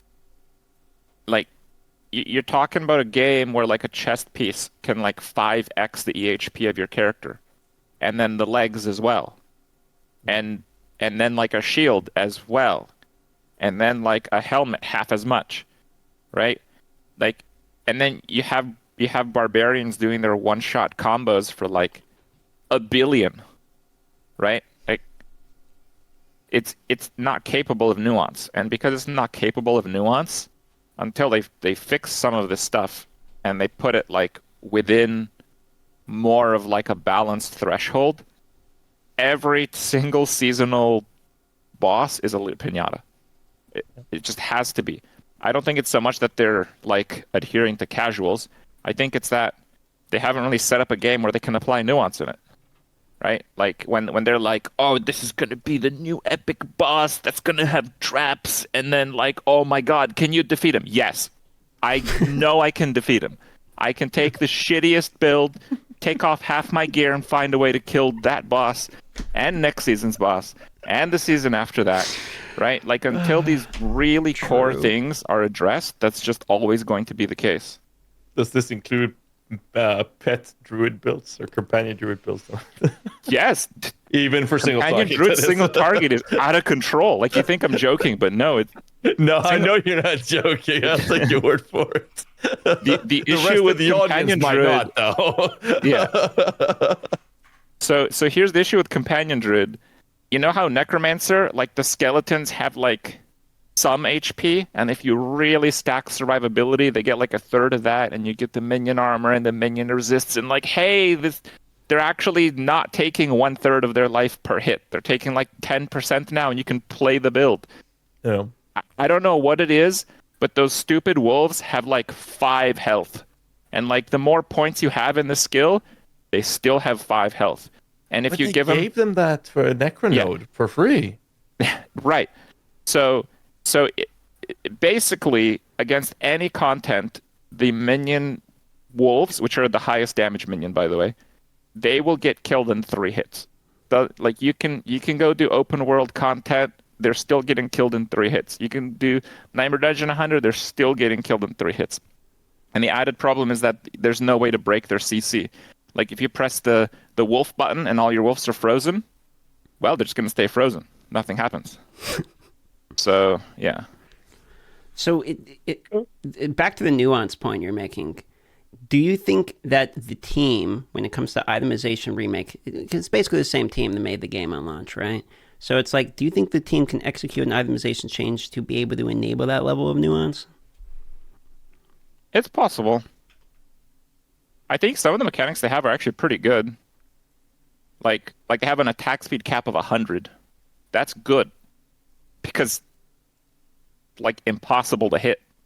But then that means they can throw in seasonal attack speed mechanics and not worry about it. Right? So, I don't know. Caps actually seem to work pretty okay in this game. It's hard to say. Like I think their crit damage vulnerable thing was also a good change, but they don't have enough mechanics to convert stats to be meaningful. Like druids have this thing where you can make close damage and distant damage become a multiplier. Barbarians have that with something. Sorks have that with crit damage and fire builds, which is even more interesting because fire dots don't even crit. So suddenly they open up hybrid playstyles. So yeah, I don't know how much they're going to put into the itemization changes, but I think I'm, at least for now, hopeful for it. Maybe. Fair. Now, I really have to pee, so I think I'm going to go do that, and I will see you guys in a couple of minutes. You're all good, my dude. Oh man, I don't know if I feel like too much hope is there. Like I definitely think that they want to make a good game. I don't think any dev goes to work and be like, I want to make a bad game. There are other issues at play. You know, communication can be one thing. And I just feel more and more like the sanctuary world I grew up with is just evolved to a point where it's not for me anymore. And I still have fun playing the game. Like you said, I'm happy to go from PoE League launch, last Epoch League launch. I get like a month and a half of PoE. I get a month and a half out of last Epoch. I get 10 hours out of D4 and then back to PoE. Like that's the cycle I'm looking at. I just want those 10 hours to be more than 10 hours. You know, that's all I want. Is that too much to ask for? Well, I think it comes down to itemization season 4. So it's like I don't really know what there is that they can do without changing itemization first, because I think Kripp's actually right about the nuance point where it's you're either one hitting things and there's not really a way to make a balanced mechanic. I think a lot of that comes down to the way you piece together the builds. You know what I'm curious about though is I'm kind of curious about, there's some people wanting to talk about PoE 2. I'm actually interested in PoE 2 because we haven't talked about that at all. Yeah. So going into PoE 2, I'll just open the conversation with this. What's your guys' class you're most excited for? Which? The Witch? I mean, I came off pretty cringeworthy. I didn't want to make too much statements about it with my statements on the MTX before, but the Witch, I love playing the Witch archetype. Caster builds and minions are like the thing I love in ARPGs in general. And the Witch reveal is going to include a lot of minion stuff from what we talked with Jonathan about, right? So I'm very excited for that specifically. That's just the boat I made. I'm just anything Witch, and I'm happy basically. Minion guy wants a minion class. I'm a minion Guilty. guy that also wants a minion class. I don't know, Mount Number. But so in PoE 2 they have like a spirit system, which is kind of like mana reservation, but it's just spirit. And there's ways to invest and increase your spirit. And like the minions, there's no like I don't know how to say it. So in PoE 1, you get the zombie gem, you get like 3 zombies. You level it up, 6 zombies. You get like plus 8 skills, 7 zombies. You get the 2 skill points, 9 zombies. You're like crazy strength stacker, 12 zombies. Good for you, right? But with spirit, each minion you summon costs spirit reservation. So it like massively opens up how you can play minion builds. Like you focus on one skill and summon 10 of that minion, or you get like 2 or 3 skills and try to get synergies between the minions. And that has the added layer of synergy that we don't really have that whole thing where we worry about socket pressure. There's no gem pressure in PoE 2.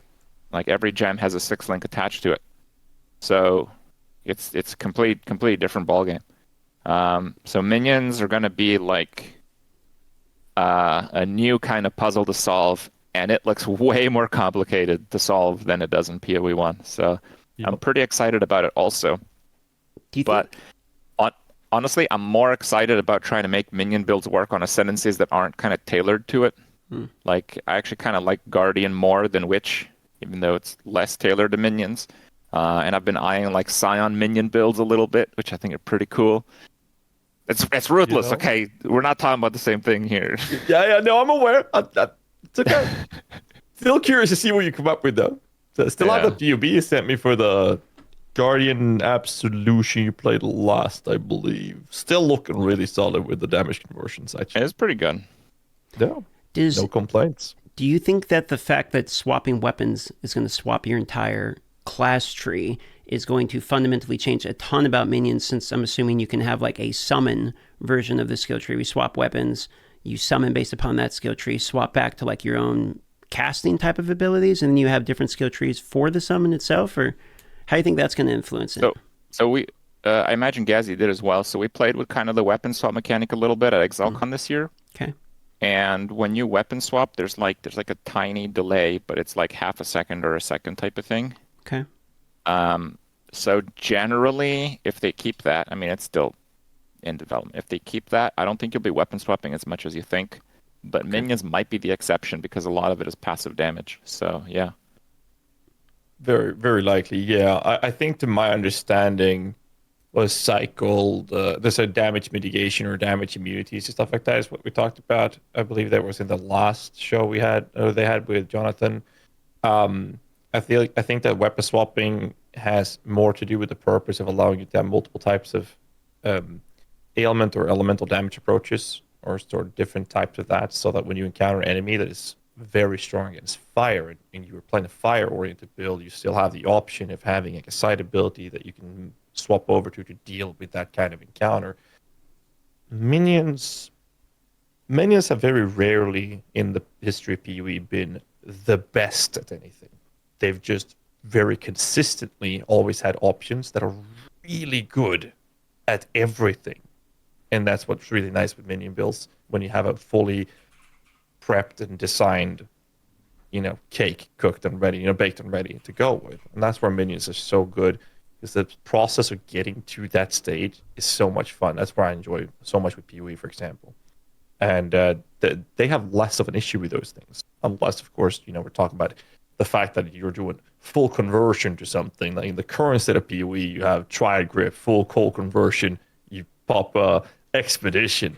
Oh shit, I forgot to lock their immune to cold. I'll just take off my glove and let them do fist damage, But I mean, the design of that. So the weapon swap approach, to get back to the point there, the weapon swap for that is, like you said, Kripp, the idea of that will definitely be very different. But it was also a very small fraction of the skill tree that was tied to the weapon swap. It wasn't like the entire skill tree, right? It was just a handful of points, like 10 or 11 or something like that, right? Yeah, but I feel like you can do interesting stuff with it. Like, as if PoE 2 combat's a lot more slow paced. They expect you to like not get hit by the boss. I think they've said this. I think if you're really good, no boss is going to hit you. Something along those lines. But the way that I see that is like, I can just weapon swap like 20 health nodes. And then if I'm playing a summoner where I'm just going to get hit, it's time to swap some weapons, right? I don't know. Like, I feel it's pretty dynamic when you involve more of these like passive damage builds. And I mean, I like playing minions. Some people don't like playing minions, but I really like making minion builds more than anything. Kind of adding on to Ghazzy's discussion here. There's just a lot more to consider. Like, if you just make a point-click damage build, it's, are you fast enough? Do you do enough damage? Can you take enough damage? But with minions, it's all of that, but like the minion damage, but then you have to factor in the minion survivability, you have to factor in the minion AI, you have to factor in the uptime on a whole lot of other things that generally buff minions. You have uptime-related things, and you're soon going to realize that you can't do everything you want, because minions always battle socket pressure and button pressure. That's really important that you bring that up. A lot of people say minion builds are the laziest build you can play, and I'm just so baffled. Every time I play a minion build, I'm like, this is the most active playstyle in the entire game, and people are saying it's lazy. You want to play lazy? Go play Righteous Fire. That's lazy. All right. It does depend a little bit, though. There are some lazy minion builds. You can go in that direction if you wish. So Yeah. you mentioned you were at ExileCon. I've never gone to an ExileCon. It's one of those things where it's like you should probably go one time and check it out. Is it what compare it to BlizzCon on the level? Is it more exciting? Think I should go one of these years? Well, at BlizzCon, you'd be lucky if you meet like a few people you'd like to, and at ExileCon, you can just meet all the developers if you're patient enough. So that's kind of the difference. And like New Zealand as a country is like another planet. Yeah. Well, I guess LA is too, but we're talking about different extremes here. Like, LA is different in like traffic. New Zealand is different that everything is like a volcano. Right? Like, we're talking about different. And like it depends on where in the country you are as well. I mean, people went skiing, and then they went swimming. Yeah. 6 hours later, like, okay, it's not a big country either. Speaking of different, cool. You ever been to Alaska, Kripp? Nope. Would you ever consider trying out Alaska, seeing what it's like? Yeah, I just, definitely. But man, I've learned too much about polar bears. It's always like a little uneasy. Yeah, they're like predators. Like that's not your average bear. Luckily, you don't see them too much unless you're really north, like on the oil line level of north. Well, ideally, you'd see them never. Because then if you see them once, you got problems. Pretty much. It is interesting that they're like one of the only bears that like actively hunt, humans. You know what I mean? Yes, I do know what you mean. Okay, so you've gone down the rabbit hole of polar bears.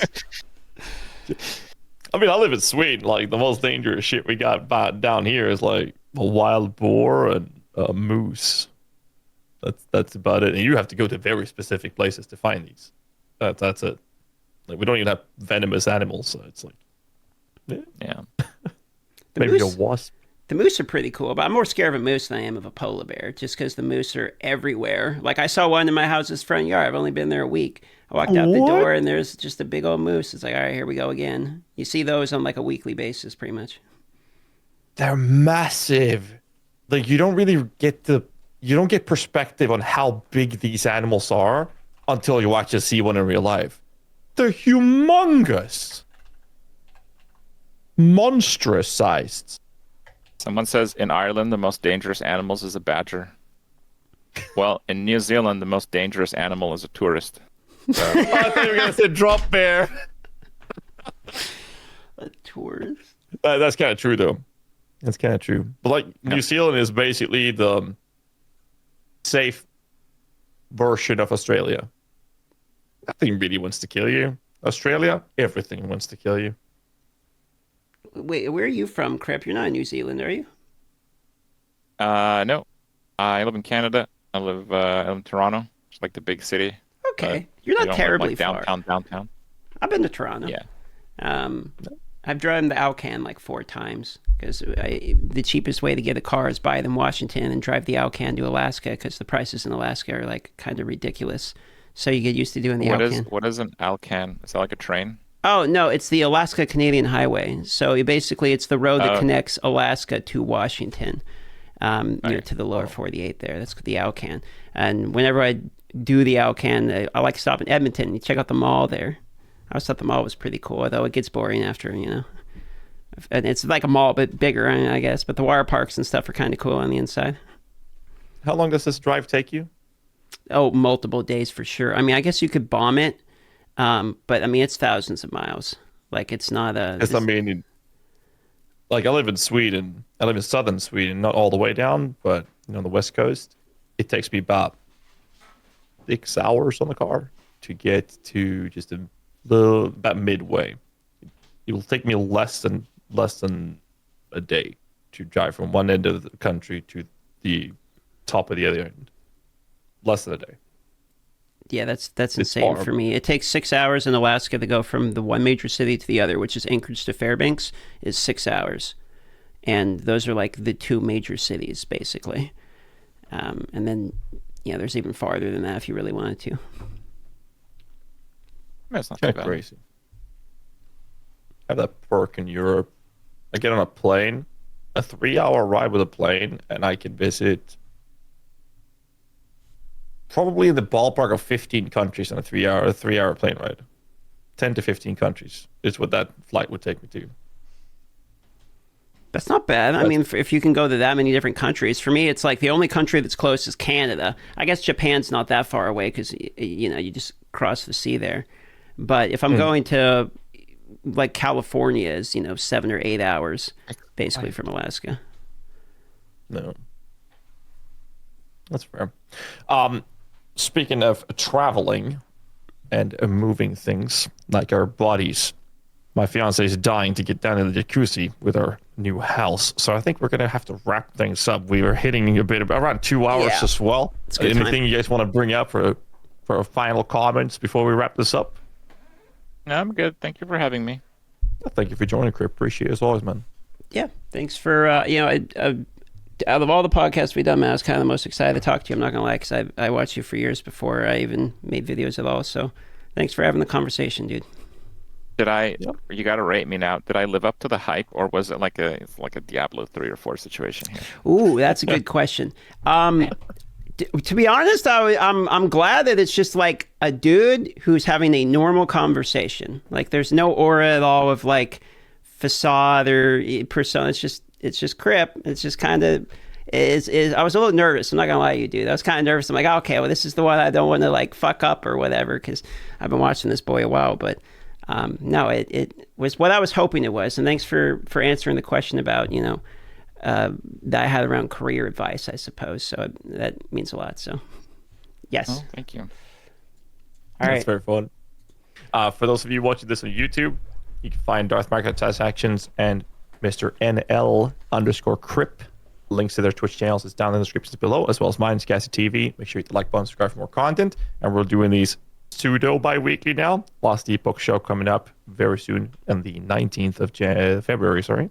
And thanks again, Kripp, for joining us. Hope you guys had fun with this tavern talk. And I'll catch you guys in the next one. Cheers. All right, bye-bye.